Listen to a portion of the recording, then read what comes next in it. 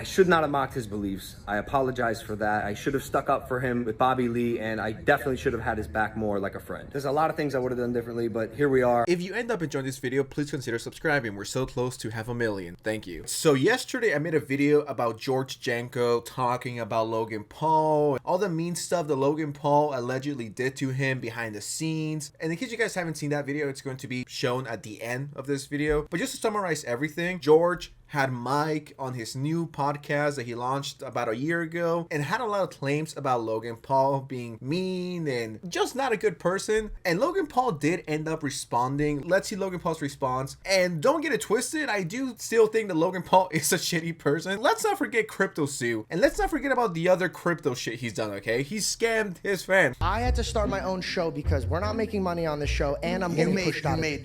Money on the show. I can show you my books. I was spending 10 G's a month being on the show. All right, let's talk about this. Obviously, I wasn't on the podcast to represent myself, so I'd like to clarify a few things that were said. As well as having his own credit card, all expenses related to the show were paid for, including all travel and lodging. Obviously, George's total reimbursement came out to $20,000, 317 cents. I'd love to see any books that show otherwise. Spending $120,000 a year to be on a show is a little confusing. Yeah, if you go back to my video, okay, just to clarify, just so people don't say, oh, you're just backtracking everything because Logan responded. No. If you go back to the video, I actually say, wait, how does that make sense? How do you spend $10,000 per month on a show that's not even yours? What are you investing in? I'm not saying George is a liar and he did this for clout or whatever. He doesn't seem like that type of guy, but you never know with people, right? But that is something that I did question. You can go back to the video. That's something that didn't make any sense to me yesterday. Got me a bit confused. I'm looking forward to what George has to say about this. Shots of $11 million a week that he's making. This statement is so crazy that it's almost laughable. That would mean I'm making $572 million a year. I'm nowhere near that. What happened was Prime had a very successful month. I think we did like 60 to 70 million, and I sent it to our group chat because I was proud of the business. I was stoked to show the boys, and I think George maybe misinterpreted that as like my personal income. The show hit rock bottom and we weren't getting paid. I was getting paid $5,000 a month. But you did make a sizable amount of money on the show. And by the way, always grateful.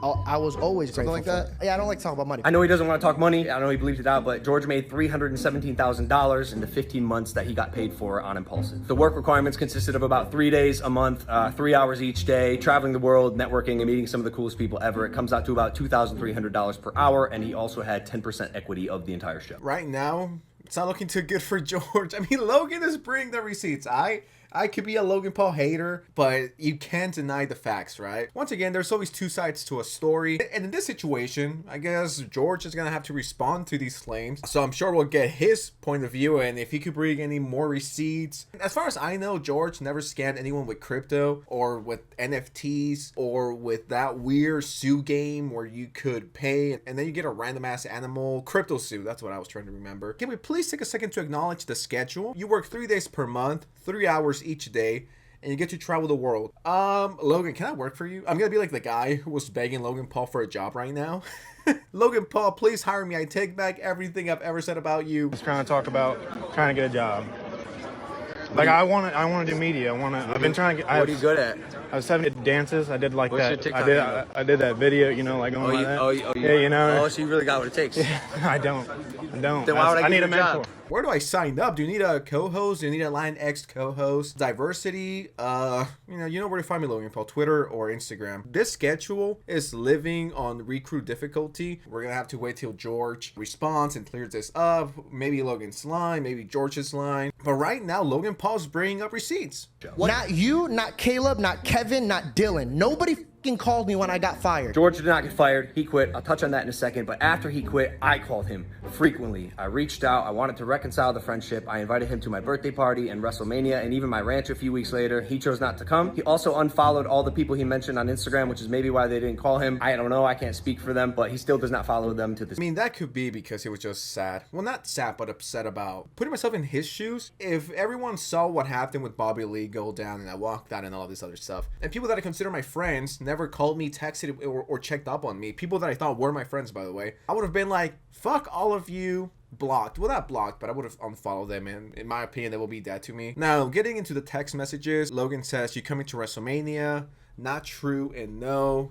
Coming to my birthday. Then Logan Paul texts him again and again. He responds. Like, I get it. Like, he walked away because he felt mistreated by Logan and by Mike and even by Bobby. So it's normal for you to respond dry. Like, how is George supposed to respond? Oh, Logan, thank you so much. I'm having a great time. I'll come to your birthday party. After he got humiliated in front of millions of people because you edited the podcast a certain way that made me look like I was a little bitch and couldn't take jokes. I'll be at WrestleMania. I understand why he wouldn't want to engage with Logan at this point. And then on my birthday, you guys shot 3 episodes, so I couldn't show up. The 2 episodes he's talking about, not 3, were shot 4 days after George's birthday. His birthday's on January 3rd. We shot those episodes on January 7th. We were already in Vegas signing the UFC to Prime, and as we do, want to capitalize on the location and our use of time and energy and the guests in that city. George didn't come to work because he wanted to spend time with his family for his belated birthday, which I totally understand and we even praised. One of the things that I love about George, he prioritizes his family and friends over anything. I got my show going, and then not only was I controlled and pushed around on Impulsive, but then Logan's making calls and directing my show. He told me that I couldn't take Celsius. So this is the big one. Making calls, trying to make it seem like I wanted to control his show is absolutely ridiculous. As you can see right here, I was like, hey, we got to get you Prime because I saw him drinking our competitor, and he told me to call him. He was filming my reaction to tell me he took a deal with a competitor. I told him, please don't film. Like, I'd like to talk about this. I hope you're joking, by the way. The truth is, I thought it was a bad look that my best friend and co-host took a brand deal with our competitor without consulting me, asking me, giving us even a chance to match it before he signed the deal, because the audience that he's building, at least at the time, on his own podcast was being funneled directly from the podcast that I was building with him. I said, hey, dude, I understand you need to make money. The entire text is right here that I sent him after our conversation, because I did understand his position if he needed to make money, but I thought it was also a little odd because he did make $317,000 in 15 months. Regardless, I did tell him I can't have him on Impulsive if he's going to take the deal with the competitor, but if after he makes the money he wants to come back to the podcast, he's more than welcome. Now, so far, you might be like, Logan is cooking. He's fact-checking George and his lies. It's sounding really good, right? And once again, even if I'm a Logan Paul hater, I gotta look at the facts. I can't be biased. I hate myself for this, but I genuinely enjoy Prime. I'm a huge water guy, but Prime is good, okay? And I said that like a live stream ago and people were hating on me. They were throwing tomatoes at my face. I do think Logan Paul is a very good wrestler. He's just naturally gifted in that. And I can't take that away from him, but he just low-key a scummy person. And this is not the first time he does something like this. This might be the new Drake-Kendrick drama.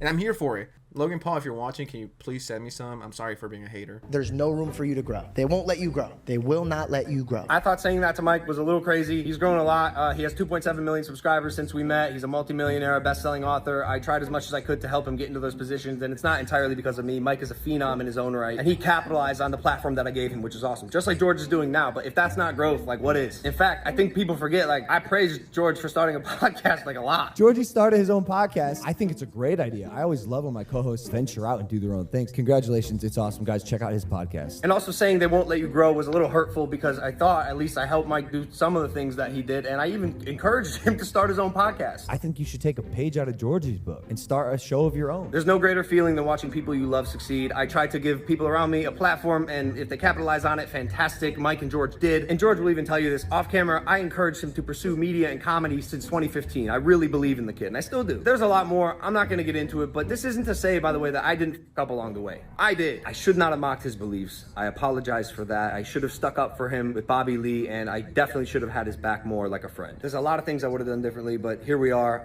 It saddens me that our story has unfolded this way. I wish him nothing but health, wealth, happiness, all the success that he wants, and I hope that one day we can sit down and have a relationship and a conversation. Logan Paul's really good at this. He almost had me for a second. I was like, am I Team Logang now? Am I gonna have to go online and get a Maverick hoodie now? Now, there is some stuff that he left out. He really didn't go too into detail about the whole Bobby Lee incident. George said that Bobby Lee kept grabbing his penis and Bobby Lee put his balls on his face. So he just brushes over that. And something else that Logan Paul didn't bring up was the whole conversation where Logan Paul told George, you wouldn't be here without me. I made you. I'm just paraphrasing here. You can go back to the OG video to see that there's quite a few things that Logan Paul, he just touched on it briefly. Oh yeah, I'm sorry I mocked God, and I'm sorry about the Bobby Lee situation, but he really didn't address it. He was just like, my bad, I'm sorry. Doesn't tackle the deeper issue. And the whole thing where George said that Logan Paul told him, oh, you're struggling, go with your rich daddy. We don't get that either. So there's definitely been some stuff that's been left out. I don't know if it was on purpose. I'm sure George is going to respond. I found this tweet All right, I think Logan Paul is cooking on medium heat, and allegedly this is a deleted tweet from George. Hey, no need to make TikToks. Come talk to me in person. We can handle it like real men, at Logan Paul. And I went to his account. It wasn't there, so take this with a grain of salt. Logan Paul did have a pretty good response. The video was good. Whenever George responds via Twitter, or he makes a TikTok, or he goes on his podcast, we're gonna talk about it here, all right? We're gonna get down to the truth. With that said, what do you think? Do you believe Logan? Are you gonna go run and buy a lot of Prime bottles, or do you believe George and you're gonna run and get some Celsius? Anyways, with that said, thank you so much for watching. Like, share, subscribe. Let's get me to 20 million subscribers before the end of the week. And yeah, all right. Logan cooked. Low key. Anyways, I'm out. Peace.